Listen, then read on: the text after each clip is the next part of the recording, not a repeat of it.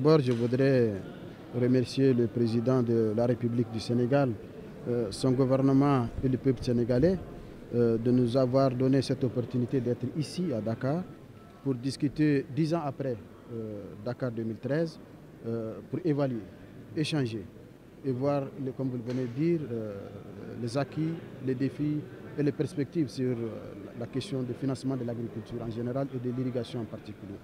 Je voudrais remercier mon frère et ami Dr Mabouba qui a véritablement organisé ce forum également et remercier les organisateurs, vous de la presse également, pour votre participation.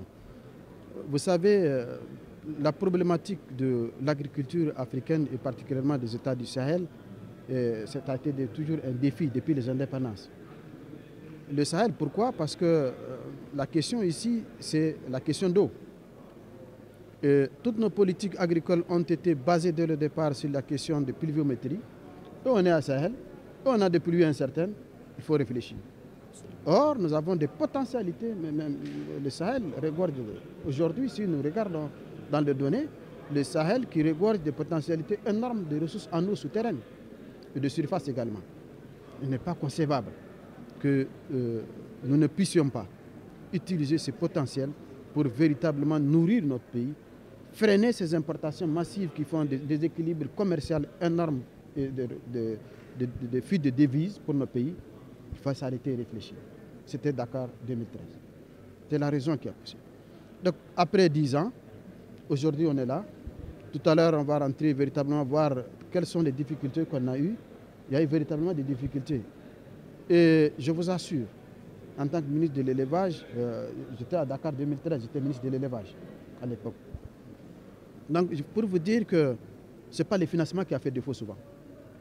Mon frère Mabouba le dit souvent, je le vois dans ses interviews. Si nous regardons aujourd'hui les ressources financières injectées dans le cadre de développement agricole de nos pays respectifs, c'est ahurissant. Donc il y a lieu de s'asseoir, de regarder, de repenser notre façon de le faire, de regarder comment nous utilisons ces ressources, notre vision, et est-ce qu'on ne s'est pas trompé de chemin. Moi, je pense qu'on s'est trompé de chemin. Il faut revoir, penser notre agriculture sous irrigation. Au Niger, aujourd'hui, nous avons lancé ce que le président de la République a appelé le programme Grande Irrigation, où nous avons l'ambition, en tant que pays sahélien, de baser notre développement agricole sur la grande irrigation. La grande irrigation, sans oublier la petite irrigation, bien évidemment. Mais je pense aussi que nos pays sont à 60, 50, 60, 80% ruraux. On a une agriculture familiale qui traîne. Or, pour arrêter ces importations, il faut des grands chantiers, il faut des grands fermiers, créer des grands opérateurs qui pourront véritablement produire ce que le pays a besoin. Pour régler cette question, à mon avis, faisons attention.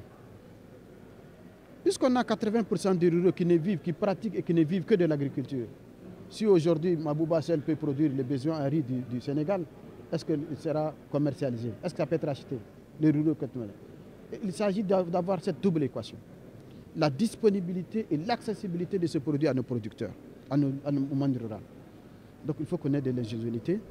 Dieu merci, on a des partenaires qui nous accompagnent. On a aujourd'hui des chefs d'État africains qui sont en train de regarder vers nous. Et aussi, cette jeunesse qui a besoin d'être employée. On n'a pas des industries. On ne peut qu'employer dans le domaine agricole à travers l'entrepreneuriat agricole.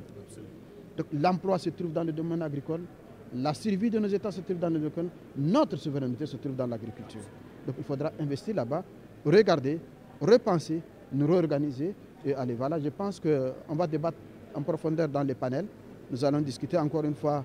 Je pense que c'est une opportunité que nous avons à Dakar plus 10 pour nous interroger et partir de plus belle.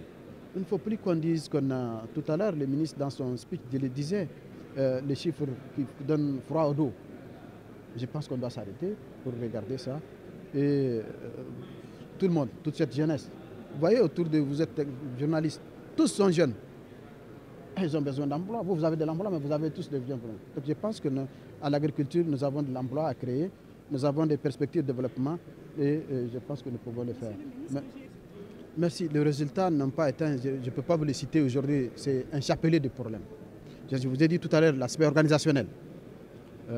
C'est vrai, il y a eu beaucoup d'argent, les résultats n'ont pas atteint parce que même nos structures n'étaient pas bien prêtes.